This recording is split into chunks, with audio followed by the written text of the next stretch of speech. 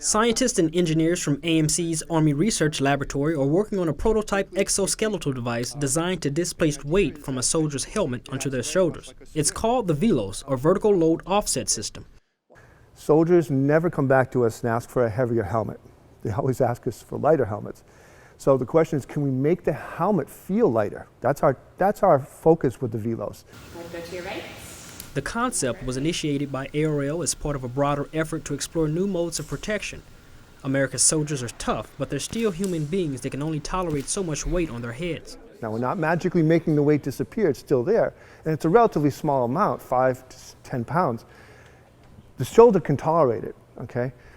We'd rather have some of the load go onto the shoulders than onto the head, because the head actually can get fatigued. There's brain matter up there we want to protect. Did you get it on? Yeah, the bulger one's funny.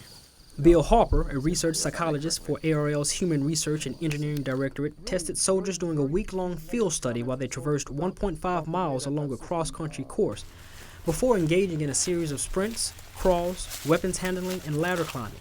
Soldiers immediately reported reduced overall head and neck strain, more helmet stability, and a sensation of lighter head-borne weight. We know the kinds of tasks that soldiers do. We design the studies in order to put the soldier in those kind of situations where we may see the issues that we think may arise. We can go ahead and get a look at that and see if it really is a problem or not.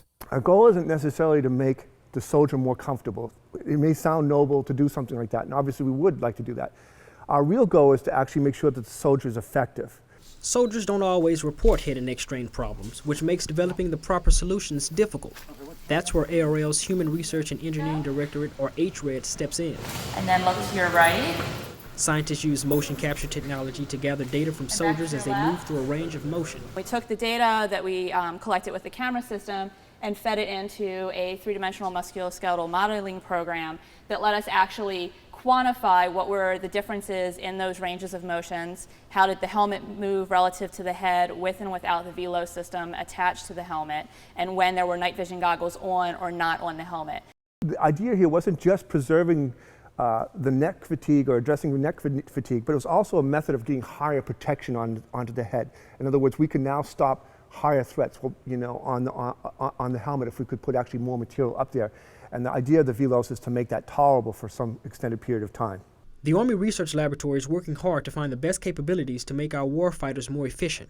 From Army Materiel Command, I'm Joseph Givens.